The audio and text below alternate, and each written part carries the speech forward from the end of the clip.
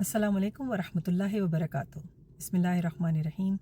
This is a very important special message for all the imams, all the mashayikh, all the khatibs, and all the Taraweeh leaders in our community.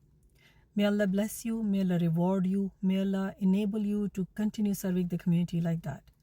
May Allah reward you for all the service during Ramadan. You have been fasting, you have been serving throughout the Taraweeh prayers, you have been serving through Jummah, you have been serving at every single opportunity possible to enable our masajid to run smoothly. Only Allah can reward you.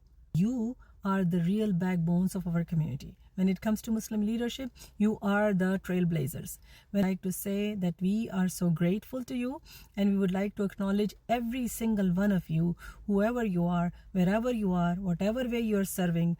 We pray that Allah subhanahu wa ta'ala rewards you.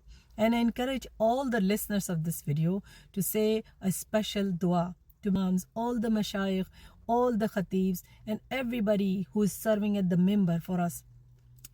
These people are human beings. These people have families. These people have their business to tend to, but they are serving the community tirelessly. They forget their families. They forget their food even. As soon as the azan is called, they have to get on the minbar. As soon as the azan is called, they have to leave the table.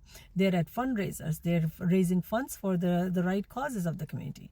We need to understand that they're human beings. They have families they're forgetting, and we need to make special du'as for them and their families. And also, we have to forgive the shortcomings. None of the other people than Prophet Muhammad ﷺ among human beings is a special one.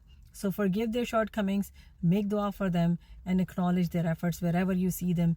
Allah will reward you. Assalamu alaikum wa rahmatullah.